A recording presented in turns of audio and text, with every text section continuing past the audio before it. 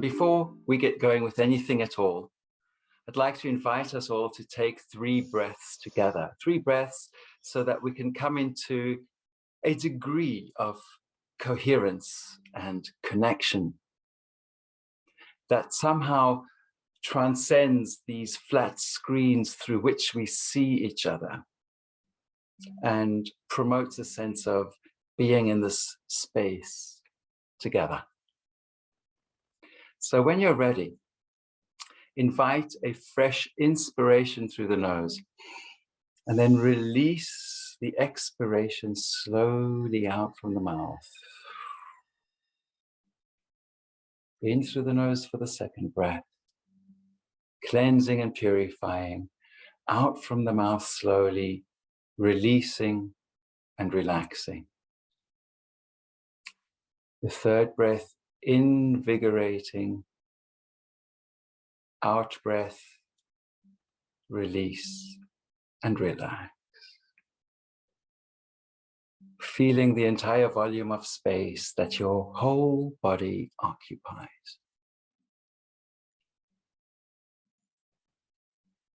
Breathing the space that connects us all, wherever we are in the world today. Feeling connected within and feeling connected throughout the space in which you are.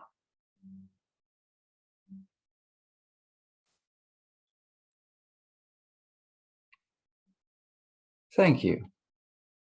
So please allow your eyes to be open if you wish.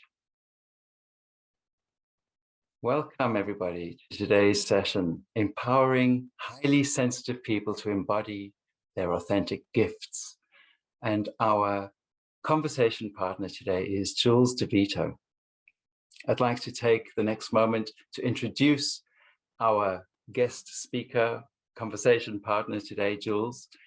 Jules is a London-based transpersonal coach and authentic self-empowerment ASE facilitator, as well as an experienced teacher and educator. She is founder of Highly Sensitive Humans, an online community that offers courses, coaching, and podcasts for highly sensitive people. Jules is highly sensitive herself and is passionate about guiding those who identify with the traits of high sensitivity to navigate emotional overwhelm, step into their authentic power, and align with their true purpose in life. She has studied a BSc in psychology, an MA in education, and an MSc in transpersonal psychology, consciousness, and spirituality. In 2020, Jules published Resilience, Navigating Loss in a Time of Crisis, which provides practical resources to cultivate greater resilience and find greater meaning and purpose through times of crisis. Her websites, highlysensitivehumans.com and julesdevitto.com, we will share in the chat window shortly. Welcome, Jules. Good to have you with us. Thank you, Jevon. Thank you so much. I'm really looking forward to this. Likewise. Jules, do you have anything to say or to check with our audience today before we get going with our conversation? Yeah, I'd love to just ask everyone to begin with, who knows about high sensitivity and who resonates with the trait? So perhaps we can just put our thumbs up or say yes in the chat box, just so I can see who already has an idea about what it means to be a HSP or a highly sensitive person. Oh, thanks, Jevon, for sharing the websites there. Elaine says yes, brilliant. Yeah, brilliant. Okay, so most people are saying yes. I would think that's what brings us together. Yeah, I was going to say, perfect. We're in the right place then. Yes, we are. Good to have you all with us. Yeah, perfect. Okay. So that does make me even more interested in knowing what we assume high sensitivity to be and what this trait is. So I'd like to get into the first question that I have, just to get the ball rolling. I'd also like to add just as we start to get into some questions that I've prepared for Jules, if any of you have a question, please feel free to put your question into the chat window. We shall aim to address your question rather sooner than at the end. However, at the end, there will also be time for Q&A from anybody who's present in the session today. So by means of getting the ball rolling, Jules, my first question on my list here is, what is the highly sensitive person? What does that mean? Yeah. So I think, as you identified, there's quite a lot of myths and misconceptions around what it means to be sensitive.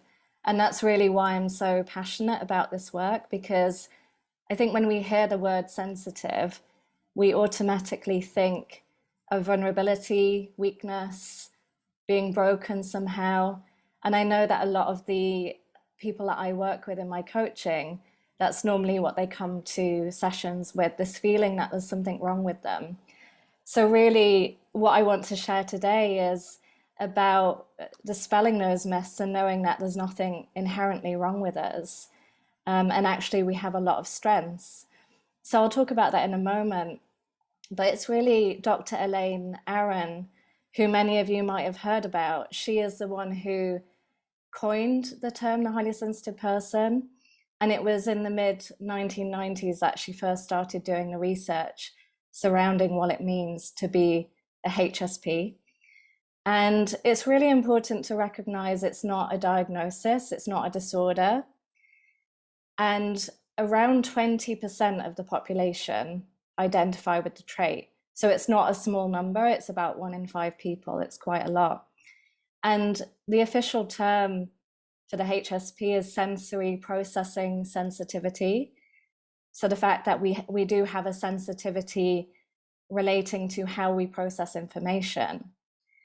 So it is believed to be, well, it's found to be an innate trait. So it's also found in other species as well. It's been found in birds, mammals, fish, and I find that really interesting. So it's not unique to being human. And I think the easiest way to remember what the trait means is by this acronym DOES. So Elaine Aron came up with this acronym, and it's DOENS. So I use this quite a lot when I'm explaining what it means to be sensitive. So the D stands for depth of processing. So like I said, we do process information really deeply. And then the O stands for overstimulation. So we do have a tendency to get overstimulated by our internal and external environment.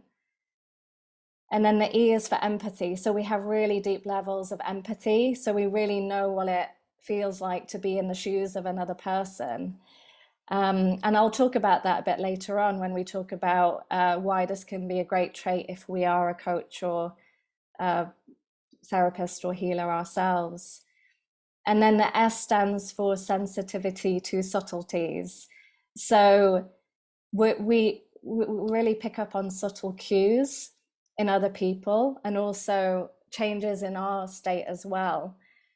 So that's why a lot of sensitive people can struggle sometimes with illness or feeling anxiety or stress or overwhelm, because we really, really notice when things are different or change in our environment or in our inner landscape as well. And, oh, Ejem's here, I'll just let her in. And also there's this really great analogy that has been developed through the research that's been carried out. And they talk about orchids and dandelions. And I find this really interesting. So they say that highly sensitive people are very similar to orchids. And so the flower, the orchid, needs really specific conditions to thrive and do well. And so that's similar to us if we're sensitive. It's not that we can't flourish and thrive. We can. We just need certain conditions to really help us in that way. And as I'm saying this, I just want to point out that at no point am I saying that HSPs are special in any way. We're not special. We're just different. We have a difference. And I think it's really important to identify that. And there's a term I really like to use when I'm explaining it as well, and it's something called differential susceptibility. Um, and this means that if we are highly sensitive, we do struggle more in traumatic or difficult environments. So if we've had difficult childhoods, then we are more likely to struggle later in life. We're more likely to struggle with anxiety, stress, and overwhelm and things like that. But the great news is that if we are in nourishing and healthy environments, we actually excel and can do better than the average person. So it's like the range of our experience is more diverse. So yes, we can struggle more, but we can also do much better or thrive in the right conditions. So I find that really interesting, and it's something which isn't often spoken about when it comes to sensitivity. And also, I've mentioned it's an innate trait, but of course, as we know, our environment has such an impact on who we are as people and our personality. So it's not a fixed trait, and the environment we find ourselves in is going to impact how the trait is expressed. And I think also another myth that I often come across is that it's more common in women, but it's not. It's a trait which is found equally in men and women. I think men perhaps have more difficulty or struggle expressing the trait because it's something which is frowned upon from a young age to be sensitive. And I find that a lot in schools or the education system. If you're a boy, if you're male, you get told, oh, don't be so sensitive. You need to get over it now. Don't cry, things like that. So immediately from a young age, we're being told that there's perhaps something wrong with us. And yeah, just a couple more things then to summarize. There's a tendency for us to pause and check before we react to situations. So for those who are not sensitive, you're more impulsive. So you might speak out or react to a situation quite quickly and automatically. But for those of us who are sensitive, we tend to pause, think, process, and then respond. And I find that happens a lot in group settings. So if we're in a group environment, we might appear more quiet or shy because we're not responding or speaking up straight away. And actually, that's not always the case. So being sensitive isn't always correlated with being introverted. You can be extroverted and be sensitive as well. But we just tend to be the ones on the side of the group observing and thinking before we respond to situations. I could say so much more, but I might stop there for now, and then we can go into it in more detail as we go through. Thanks, Jules. These are really interesting distinctions because while some of what you've raised there is quite observable and to people in this audience self-evident, I guess, but out in the world today, a lot of people that may be highly sensitive will be living unaware that they have that trait and maybe struggling more than necessary. I remember being told in school, boys don't cry. And as I think about that idea these days, it definitely makes me want to weep. So I'm wondering, how might we understand high sensitivity through a transpersonal lens, a more integrative perspective? What might that offer us? In addition to what the research has shown so far and the more common ways of understanding high sensitivity, does the transpersonal perspective have anything to add? Yeah, absolutely. So, like I said, there's been so much research carried out on what it means to be a highly sensitive person. And I think the research is incredible. And Dr. Elaine Aron is really one of the pioneers in terms of the research. But I found a lot of the research already is based on the brain and neurology. And often there's this missing element when it's being spoken about and being described. So the research is great because it really validates and grounds the trait. And so we know it is real. And even Elaine Aron said herself, because she's got a background in Jungian psychology and depth psychology, but she's gone more into the quantitative research to really ground the trait, and so it's accepted by the scientific community. So that's great. And then at the same time, yeah, there's this aspect of the transpersonal and the spiritual. And I've found from my personal experience in working with highly sensitive people that we are very spiritual beings. We're really connected to the spiritual dimension. And I believe we have a soul purpose. I think all of us have a soul purpose on this planet. And for those of us who are highly sensitive, our purpose is often to be the healers in the tribe, let's say, or to be the ones who can connect to this more spiritual dimension, because we have these innate gifts of being very intuitive, very compassionate, very empathetic. We're very wise. I see this in children who are highly sensitive. They've got this wisdom about them and this inner knowing that can sometimes be hard to put into words, but I've seen it in a lot of the children that I've taught in the past.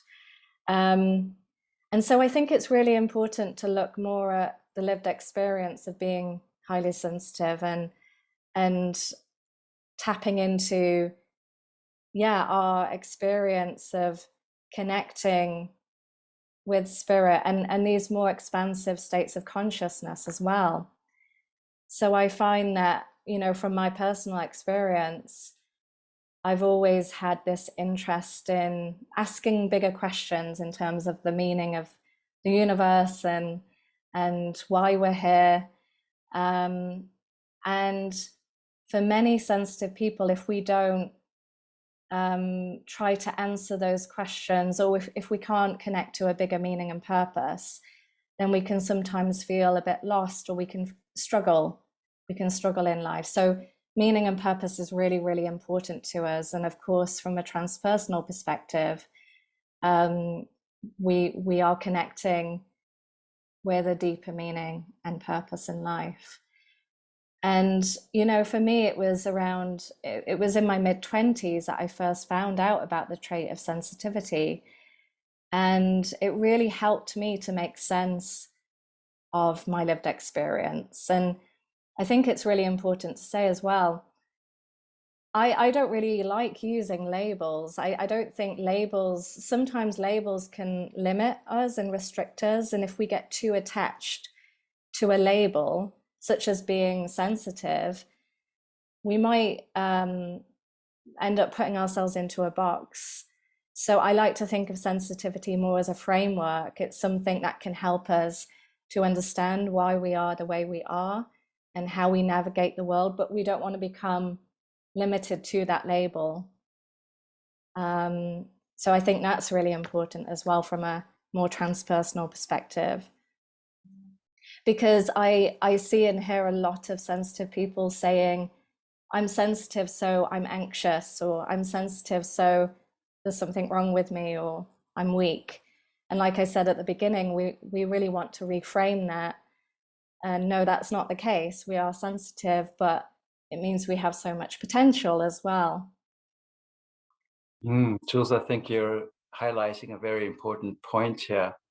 And it makes me think that a highly sensitive person who maybe hasn't identified or cultivated a more transpersonal lens or way of perception might get very caught up in details and affected by stimuli in their life, because it's almost as if the self that they're identified with is somewhat contrived or limited. And so if they were to undertake a practice that enabled them to expand that sense of self, that have a larger vessel in which to experience these stimuli, which might then point toward why they're less affected by them. There's more spaciousness in consciousness, so to speak, such that the stimuli are diffused or minimized in some way, thereby less startling. That brings me to a question I had in mind, which is, how do we as transpersonal coaches, authentic self-empowerment facilitators, identify high sensitivity when it presents in a session, and how might we go about working with that in sessions with clients? Yeah, and it's a really good question. And just to add to what you were saying, in terms of being sensitive, I have found that we're more likely to be able to enter these more expansive states of consciousness. So open awareness is such an incredible tool for those who are sensitive, because we actually are able to, from my experience, enter that state quite easily, and really use it as a tool to ground and anchor ourselves, and, as you pointed out, not become so consumed by the stimulus around us that can cause us to feel overwhelmed or more anxious. And I was reflecting the other day how there's so many different ways for us to enter these more expansive and altered states of consciousness. Yet, because of our sensitivity, sometimes some of these tools can be too much for us, and can be too much for our nervous system to handle. And so something like open awareness, it's very powerful, yet it's quite a gentle approach in terms of entering expansive and altered states. So that's a really fantastic tool that we can use for ourselves, and also for working with clients. And I actually forgot what your question was. So can you just ask it again? Because I went off on a tangent there and I can't remember what you asked me. Well, there may be many clients who come to coaching, or for therapy for that matter, who don't yet know that they may have this trait, and their presenting issue might not initially be related to high sensitivity. So what clues might we identify as practitioners that enable us to identify, oh, high sensitivity is perhaps an underpinning factor here? And how might we then convey or hold space for that in the session so that that's constructive for the client? Yeah, so some of the things I've found in clients that come to me for coaching is, as I've already spoken about, this tendency to get easily overwhelmed. So because we are so attuned to our environment and senses, then our nervous system is quite overwhelmed. We can also struggle with setting boundaries. So that's a big one. I find a lot talking about boundaries. And that can be emotional boundaries, energetic boundaries, a difficulty saying no to things. So clients that come to sessions might talk about those struggles in terms of sometimes not knowing what is theirs and what is the other person's. And that's because of our empathy and our sensitivity to subtleties. I've also found that highly sensitive people tend to have quite a strong inner critic. So we can be quite critical on ourselves, quite harsh on ourselves. We tend to strive towards perfectionism, and that can be a really wonderful quality, but it can also cause some challenges for some people when they get caught up in that need to be perfect or do things well all the time. It's kind of this people-pleasing tendency that can come up. And then, as I pointed out earlier, because of this differential susceptibility that we have, if we've had difficult childhoods and we've been through some more traumatic experiences, then later in life that can manifest as the overwhelm, the burnout, or the anxiety and stress. So then people are going to come for coaching to try and manage those like symptoms. So I know last month we had that amazing talk about trauma, and I find that a lot of sensitive people do have trauma from their past experiences in childhood. So that's something that we need to look at and address in sensitive people. And also, as I have mentioned as well, because we have this longing for meaning and purpose, clients will come for session talking about feeling like there's something missing in their life. They want to connect with this purpose. They want to do a job or something that's more meaningful to them. So that's quite a common thing that is spoken about as well. And then, of course, yeah, the burnout as well. That's very common. Jules, you've illustrated many of the presenting issues that we as ASE facilitators and transpersonal coaches hear clients talking about. And if we are identifying that high sensitivity is a factor and that there is a potential trauma representing the root cause or the reason behind why they are sensitive, then how might that session look? You know, how might a facilitator, coach, or therapist for that matter go about if there's so many variables at play that may have something to do with the person's high sensitivity related to their presenting issue? That seems really vast. So I wonder if you have any tips or advice for practitioners. How do we go about working with such clients? Yeah, absolutely. So I think this applies to all clients that we work with, but in particular, highly sensitive clients. We need to really come in with this unconditional positive regard, which I'm sure many of you already know that term, to come in with this sense of acceptance for what they're experiencing and knowing there isn't anything to fix or change in that sense. So allowing the client to be heard and seen and to validate their experience. So that's crucial to begin with. And then, as we've touched upon, holding space. And this is so important when it comes to trauma. And so, as we all know, using open awareness is key to holding that space for ourselves, for the client, for the container of the session. And so I share that a lot with my clients so that they can also go away and use that technique in their day-to-day life. And so often, I'll come to some of the techniques in a moment, but often, sometimes the only thing I might do with a client is to hold that space for them and to know that the simple act of them being heard and seen and acknowledged is so healing and so powerful in itself. And then related to the trauma, I find that often we can have these fractured parts of ourselves that have split off or we've disowned because we felt ashamed of our sensitivity or we've felt ashamed of who we are.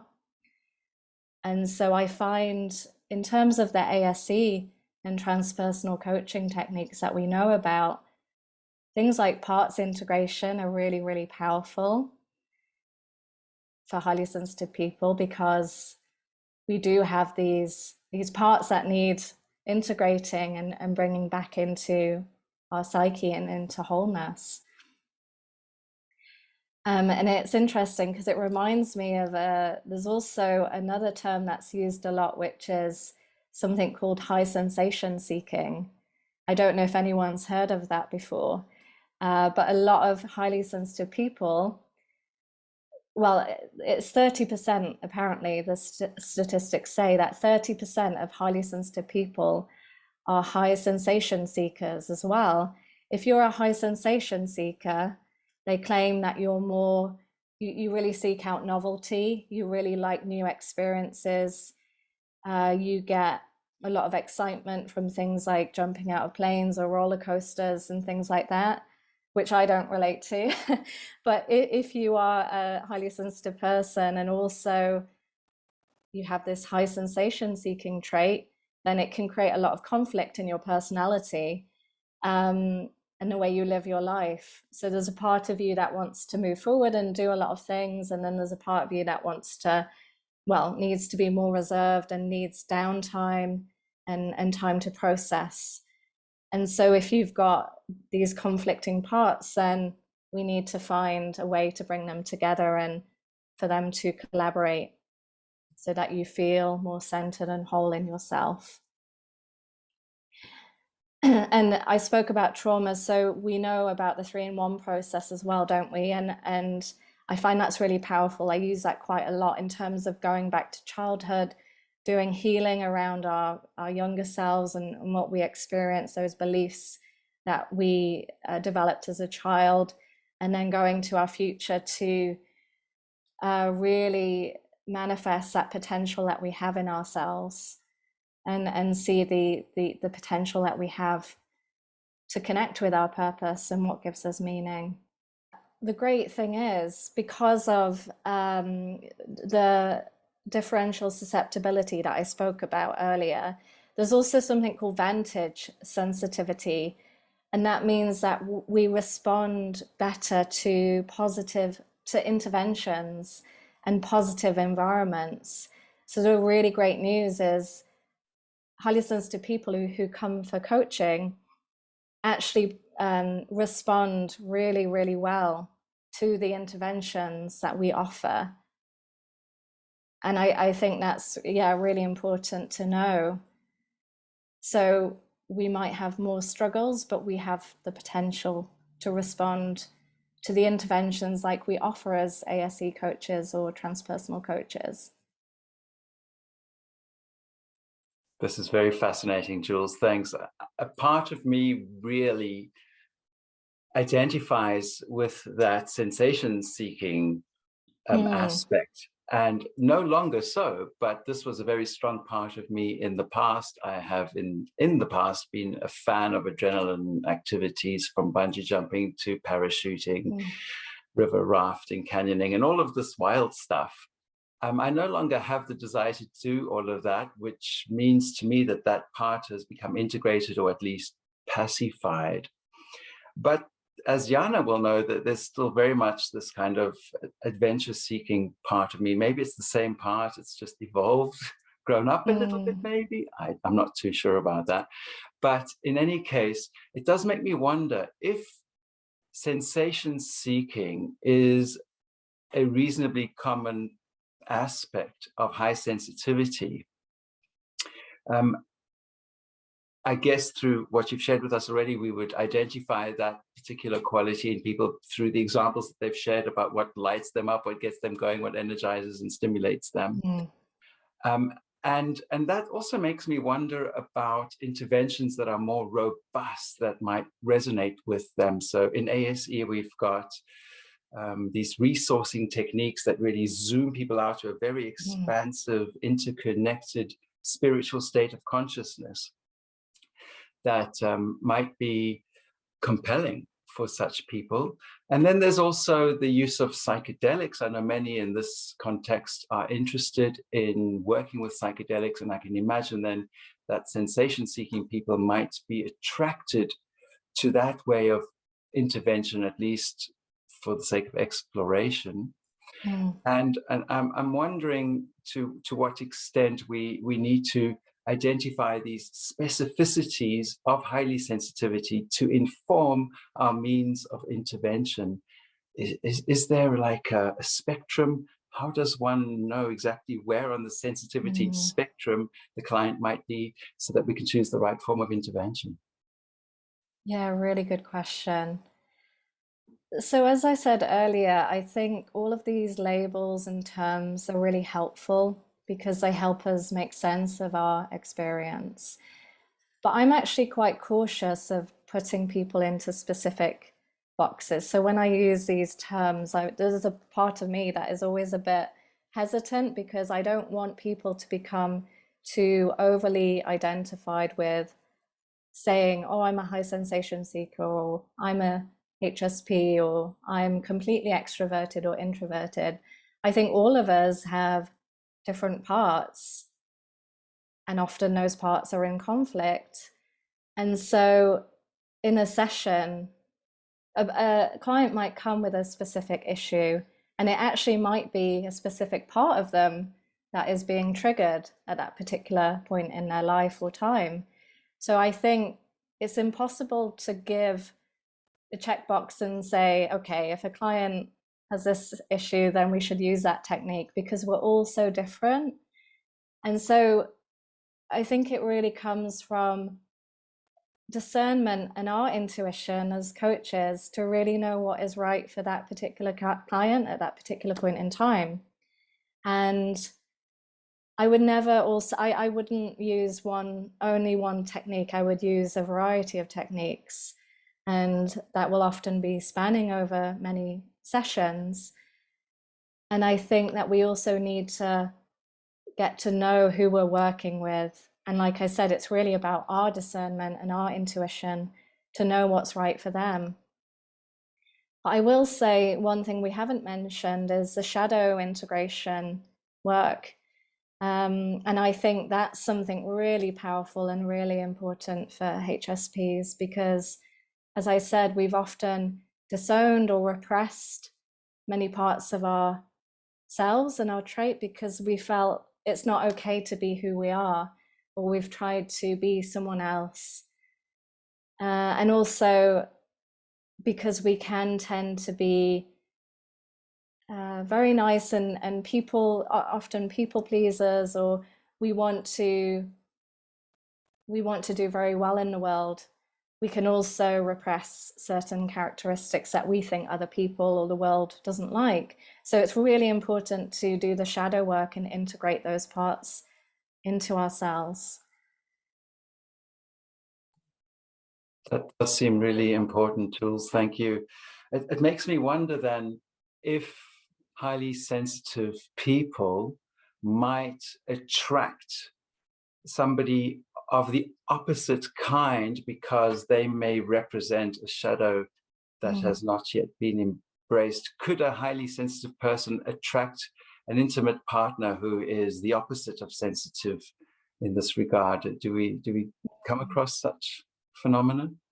Yeah, we do. And it's spoken a lot. A lot of the research is centered around this idea that if we are sensitive or empaths, we can attract more narcissistic personalities. And I mentioned boundaries earlier, and I think we do need to really learn how to set healthy boundaries. And again, there's no specific rule for this. It's different for everyone. Again, it's about discernment. And I find that as sensitive people, we can either have quite porous boundaries, quite weak boundaries, or if we've been through trauma or difficulties, we can put up really rigid boundaries, almost like putting a wall in front of us to protect ourselves. So I think in the work we do as ASC facilitators or coaches, if we have a client that presents difficulties with boundaries, we want to help them to connect with their bodies, use open awareness to ground, to anchor themselves so that they can discern what a healthy boundary is, because we can't tell someone. It's really about us learning for ourselves when our boundaries are being overstepped, or maybe when we have those weak boundaries and we feel that our energy is being drained. So to answer your question, yeah, that can happen. Yeah. Yeah, and I guess in terms of boundaries, it's context specific. We wouldn't want to have our corporate job boundaries applied at home with the family and vice versa. So then coaching, I can imagine, could be really valuable to somebody so they know in which context do I place which quality of boundaries. Because people usually speak about boundaries and that's it. Now you either have them or you don't. I think it's important to highlight that boundaries should be context specific. Yeah. So with regards to that, helping highly sensitive people to establish where and how to set boundaries, I'm wondering about the gifts of the highly sensitive person. What are inherent gifts, if any, and how might the coaching process help such clients to identify and to integrate those gifts? Yeah, so it's interesting because I found that a lot of sensitive people are actually natural leaders, and we have this ability to be really good leaders because we are so intuitive and empathetic, and we know what people around us need. So if we're in a team of people, we're able to really pick up on the needs of each individual person and cater to those needs. Uh, so in the coaching process, we can really help sensitive people to step into those leadership qualities, to feel more empowered. So often looking at their values and beliefs, so reframing those limiting beliefs they might have about themselves that say, I can't do this, or yeah, I'm too sensitive to be a leader, something like that. So reframing those beliefs and stepping into connecting with their values.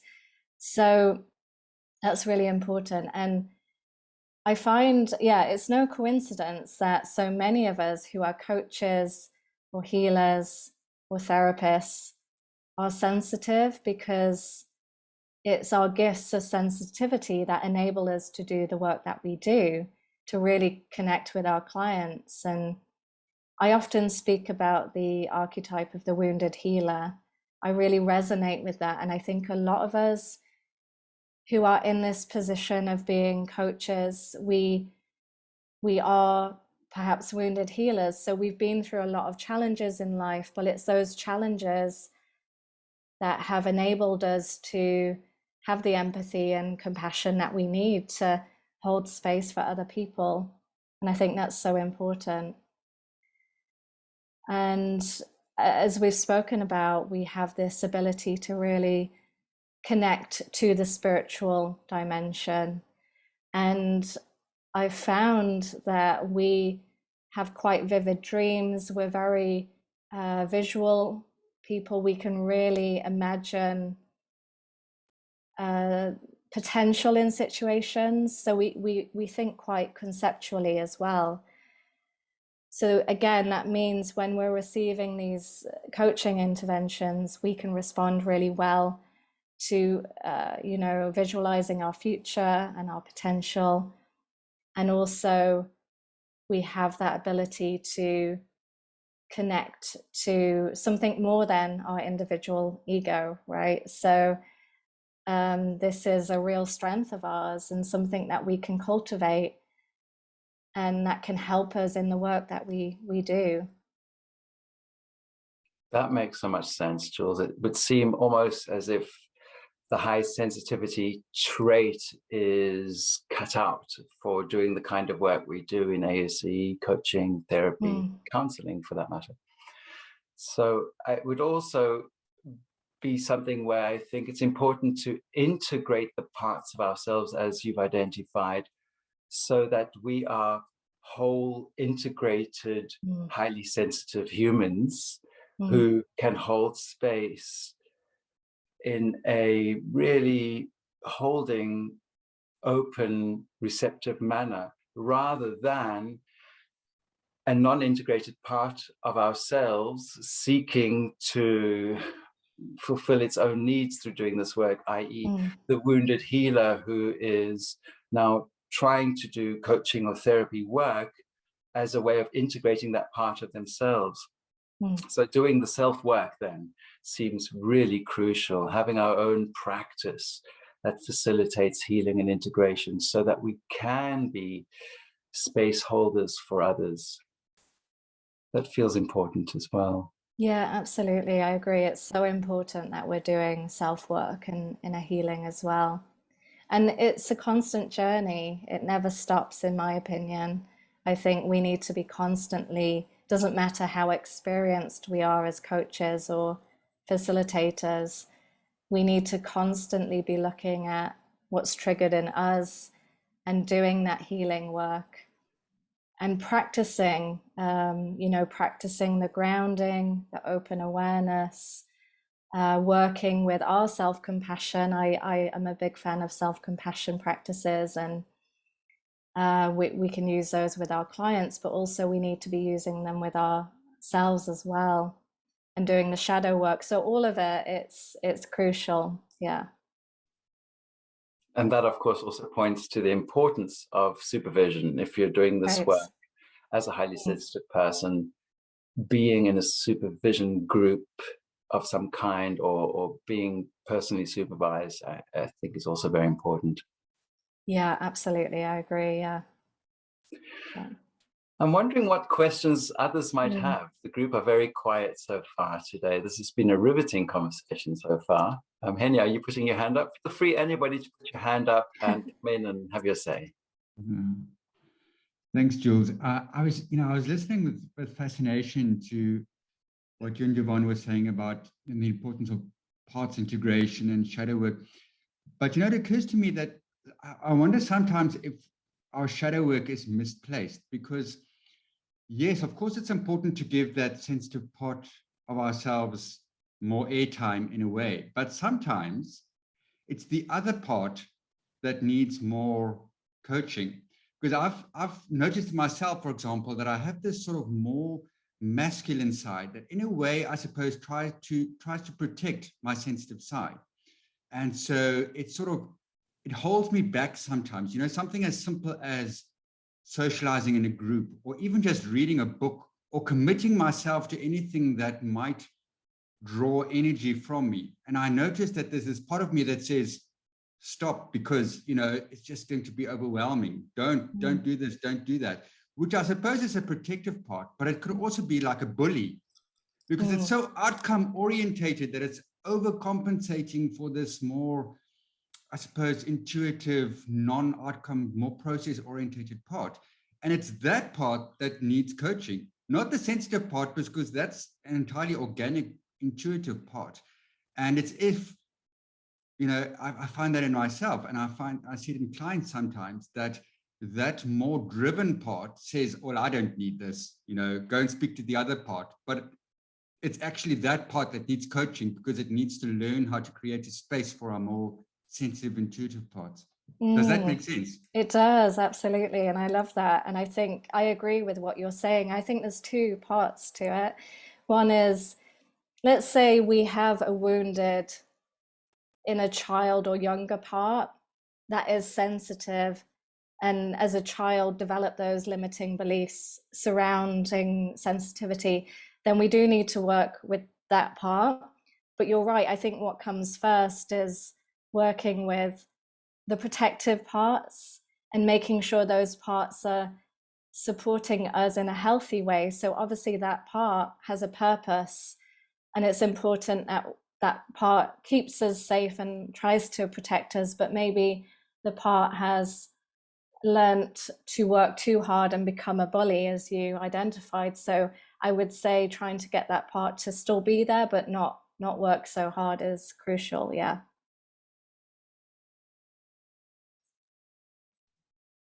Getting all parts of ourselves to play on the same team seems like the way to go. Everybody has its own values. Every part has something to offer. Let's get them together. Virginia Satir called that a parts party. Very much part of our ASE paradigm. Yeah. Kelly, you have a question. Yeah, thank you so much, Jules. I can resonate so much what you're saying. It's really helpful. But my question is more for children. My son is highly sensitive for sure. So being highly sensitive myself, I can understand, you can pick up on things, but obviously it's his own journey. And I've had some problems with the schooling system, because the behavioral policies and things like this. I have changed some schools, which is better. But he worries, like his worry is off the scale. So he's quite gifted runner. So when he went to go for a kind of running competition, he didn't want to go because you feared this. It's all about survival. So what if I get lost? What if I can't get water? What if no one sits with me in the bus? So I've got to kind of work with more solution focused with him. But this is a constant pattern. He's constantly fears, he tips into survival more than thriving. And for example, like I took him for a hike, and as we're getting steeper, he's like, I can't do it, I'm going to fall off, you know. And then I had to kind of use the transpersonal skills to, you know, get the space and just go, let's look at all the reasons why you are safe. And then he did it and built his confidence. But I'm just wondering, what kind of, is there any tips in regards to children, things that are in my control? And again, I've got the schooling system that is less in my control to kind of help him, because I can see, for example, he worries about shouting. So if a teacher shouts, he won't go in, he'll cry. The shouting is too much for him. So yeah, I kind of navigate this with my own child, so I can relate to a lot what you're saying, because I can see in school he might suppress parts of himself to make sure the consequences he doesn't get shouted at, or he doesn't get a row, if that makes sense. Yeah, absolutely. And I can relate a lot to what you're saying. So I've worked as a teacher for a long time, and I know how difficult it can be in the education system. And I would say, actually, it's important to be an advocate for your child, and in terms of being sensitive, if you can, speak to the teacher, speak to the school, share information or documents with them about sensitivity. I think if you can get the teachers on board, and this is part of my passion, being a teacher myself, to let them know that there are children who are going to be more sensitive to the context of the classroom and the schooling system, and they find it challenging, and there are certain ways to deal with their trait rather than shouting or shutting them down. So I think we've got a lot of work to do in terms of, you know, working with the education system. But if you can, be an advocate for sensitivity.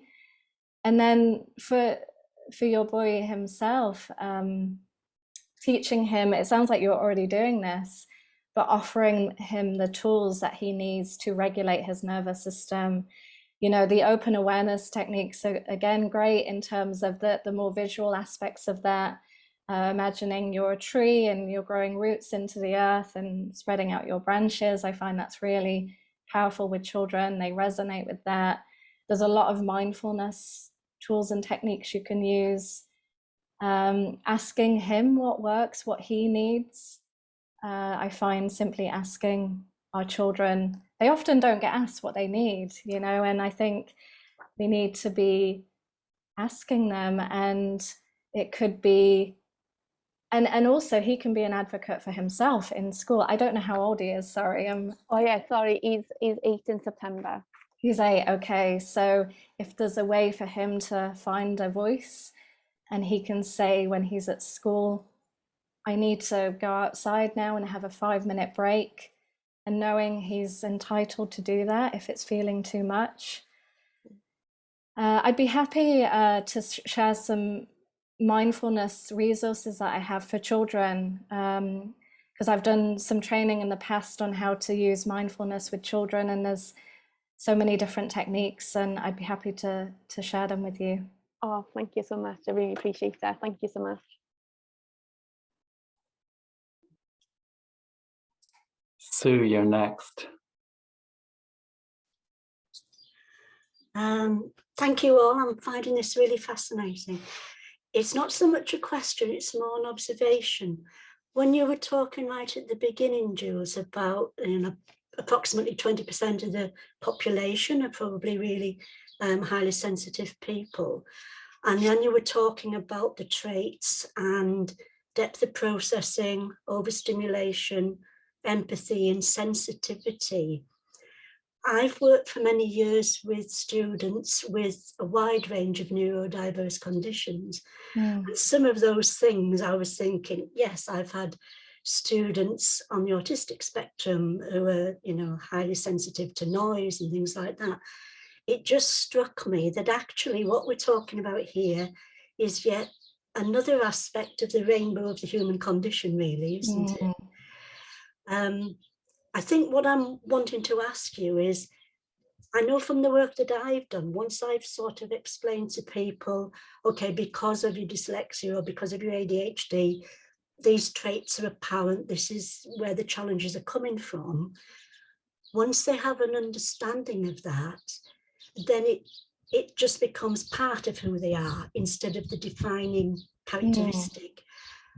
Do you find the same when you're working with clients who are highly sensitive? Once they have an understanding of how and why this is impacting upon them, then it just becomes part of accepting who they are. And you know, is that the way really to be thinking about this and presenting it with people, maybe?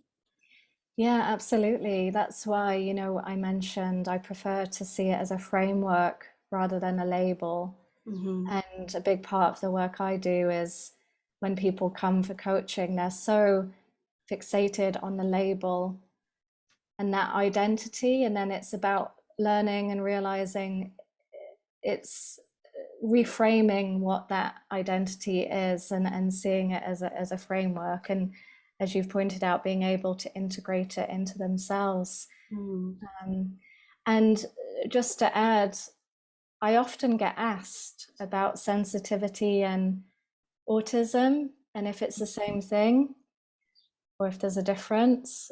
So the research tells us that sensitivity and autism are separate things. However, like everything's on a spectrum, and I don't think we can put people into these separate boxes. So it's very likely that we have some sensitive people or children who are also on the spectrum, but that's not always the case. And also we have children and adults who are sensitive and have ADHD, but that's not always the case, or suffer from PTSD. So just to say that there's a lot of overlaps between these symptoms. And yeah, as I said earlier, we need to work with the whole person. And yeah, not separate so much. Thank you. Welcome. These were great questions and observations. Thank you. Please keep them coming. If you have something that you'd like to question or bring to the conversation, feel free. And Jules, your last response to Sue there, working with the whole person, this starts to really illustrate the most fundamental truth that I'm taking out of what you shared with us today, that high sensitivity can be a trait, and it might be the presenting issue unto itself for clients that come to us as ASE facilitators, transpersonal coaches, because they might identify that we're able to see things from that larger, more holistic, inclusive perspective in which they feel safe to explore and unpack these things, but that this sensitivity may indeed be intertwined with other issues, and so we need to treat every client uniquely. And so there isn't a one size fits all, there isn't a formula, do this then that for the client in these instances. And you highlighted earlier, holding space is so important, being that compassionate presence. This really seems fundamental, applying open awareness as the means in which we are a container where the client feels held and heard. This is my take home. I don't know if you have any other take homes to share with the group. I'm seeing one question in the chat window here. I'll just read this one out since it's coming from Rima. How to explain to other people you're a highly sensitive person? I'm struggling with it. Okay. I also receive comments like, this sounds like an excuse for your weakness, that a close friend of mine said to me, and I felt so angry. Understandably, Rima, yes. I mostly feel angry and upset when people don't understand me. Do you have a response to Rima? Yeah, Rima, so I can relate to what you're saying, and I think that's why we need to keep having these conversations. And as I said, reframing what it means to be sensitive, or how we understand the word sensitive. And I'm a big fan of sharing the research with people and showing them the research that's been done to validate and ground the trait so we can share with people it is real. It's not just something that we've made up. And also I would offer to other people that, so I mentioned earlier about differential susceptibility. So I often use that as a term, and I explain, if I'm saying I'm sensitive, I'm not using it as an excuse. I'm not saying I'm weak or there's something wrong with me. I'm saying that I can struggle more with situations, but also I know that I can do very well in other situations. So yeah, hopefully that makes sense. It's really helping others to change their perspective on what it means to be sensitive. So to keep talking about it and having these conversations and sharing the research as well is really valuable. Jules, how might this relate to vulnerability and embracing vulnerability and seeing it as a strength rather than a weakness? That's a good question. So yeah, I'm a big fan of vulnerability and knowing that it's okay to be vulnerable. I know that those of us who are sensitive can struggle with that. As I said earlier, we can feel that there's something maybe wrong with us, so we don't want to be seen. And it's about learning to offer compassion to those parts of us who might have struggled with that in the past, and letting those parts know it is okay to be seen. It is okay to be fully authentic and fully who we are. And I think that's lifelong work for many sensitive people, but in the coaching and the ASE work we do, it's so powerful in being able to, as we've spoken about, embrace all of those parts and allow ourselves to be fully who we are and not try to be someone else. That's a big part of it. So I know personally in the past, when I was younger, I struggled a lot with feeling that I should be someone else, or I should perhaps be more confident in certain situations, or there were a lot of shoulds, and those shoulds only limited my ability to really show up authentically. And I know that the work we do is all about being authentic. So yeah, self-compassion, I've mentioned it a few times because I think that's so important in terms of accepting who we are. So hopefully that answers your question. Yeah, I would agree. I'm often hearing people speak fondly of them being vulnerable and showing up in their vulnerability, and through that gaining strength. And others see vulnerability as this sort of giving in, giving up, as opposed to surrendering to the experience and allowing yourself to have the experience you're having just as it is without needing to intervene. I would agree that high sensitivity might mean that we may feel often vulnerable, but in that is the opportunity to see that in vulnerability, we get ourselves out of the way and can therefore accept and be with the situation more fully, and in that find strength and power and resourcefulness. Exactly. Yeah. So I know that Vitaly is putting his hand up, but before we forget, Jamie, who wrote, are we saying the more effective approach with HSP is reframing and self-acceptance rather than identifying frustrations or triggers to work integrate? Yeah, so I think it's both. I think it's about reframing self-acceptance in terms of who our authentic self is. So the authentic self that we're born into this world as.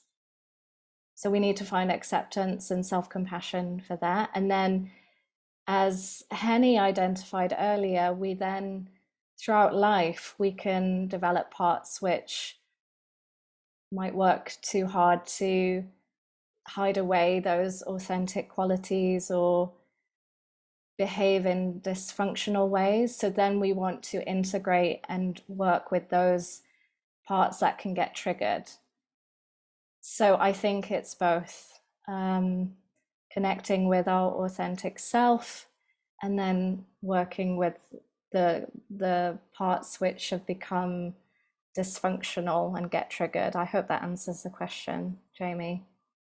It's just that often with society telling us to, live our lives and go out there and strive to, manifest the life that we want. I mean, it can lead to, inflaming these personality aspects of people pleasing, and which can be, can be rejected by, I would imagine, and I know that it would be rejected by someone who's highly sensitive. So that part of themselves, the people pleasing part, you're saying would also be looked at and worked with, rather than just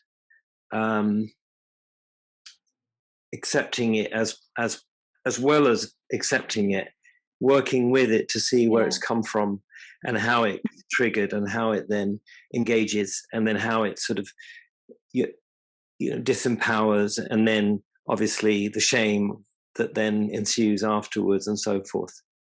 Yeah, absolutely.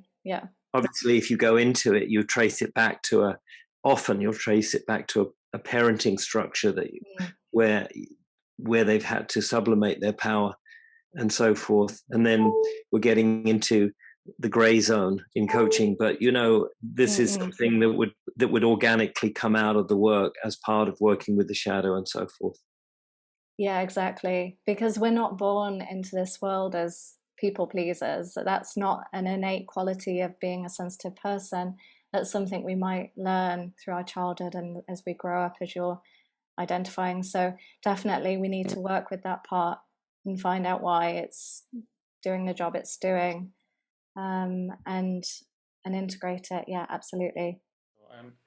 I'm coming from IT background in some ways. That's why probably the metaphor came to me similar to this, and maybe because for me English is also highly connected, very much connected to IT side of things. I'm Ukrainian native speaker, so for me sensor, initially word sensor means something connected to computer, like webcam, or I don't know, something that inputs information into a computer. And I was thinking about what means highly sensitive in terms of like computer, or in general, like if I'm bio machine with some kind of consciousness inside, or having it, and how to get rid of overwhelming, and what is actually get overwhelmed. So all that questions metaphorically open to me as like I have a laptop which has too much of things connected to it, like absolutely everything that exists today in the world, and all that information should be processed. And my laptop is overheating, it's overwhelming, it's kind of not getting able to process all this stuff, and how to save this computer from being broken. And the answer is to either make the processor better, to put as much as possible processor power in terms of humanity. In terms of human, it's kind of being maybe more conscious of things, being able to have omni perspective of things, open awareness actually in action. Or other thing is to kind of protect, add some filters, and not to disassociate from sensors in some way, kind of stop being triggered and all that stuff by just turning off some sensors. It's nice to have this opportunity to sense, to feel, but it seems like sometimes what we feel becomes more rules ourselves. Not we are ruling our sensors, but instead sensors defines our behavior, and we are kind of reacting. And we really need to take care of our computer.